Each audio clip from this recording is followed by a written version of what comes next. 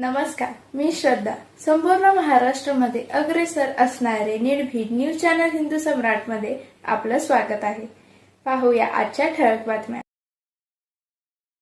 राधानगरी दाजीपूर अभयारण्यात गाईड प्रशिक्षण, पर्यटनाला नवी चालना.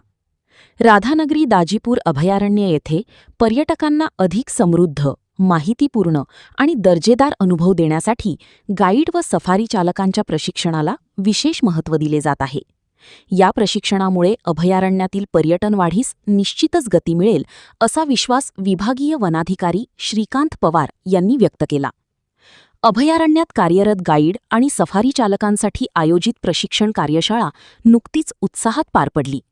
यावेळी सहाय्यक वनसंरक्षक प्रियांका भवर तसेच वनक्षेत्रपाल राजेंद्र घुणकीकर उपस्थित होते. यावेळी बोलताना श्रीकांत पवार यांनी सांगितले की गाईड हा पर्यटकांसाठी अभयारण्याचा चेहरा असतो.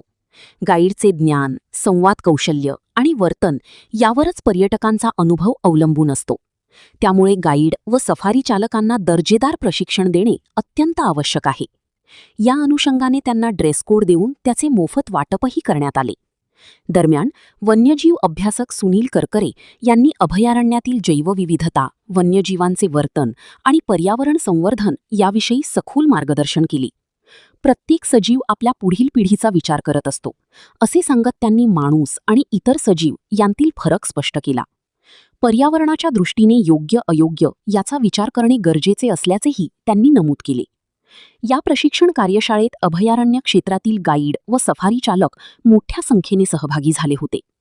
या उपक्रमामुळे पर्यटकांना अधिक चांगली सेवा व अचूक माहिती मिळणार असून राधानगरी दाजीपूर अभयारण्यात पर्यटन वाढीस नवी चालना मिळणार असल्याचे स्पष्ट होत आहे. हिंदू सम्राट न्यूजसाठी संजय कांबळे, राधानगरी.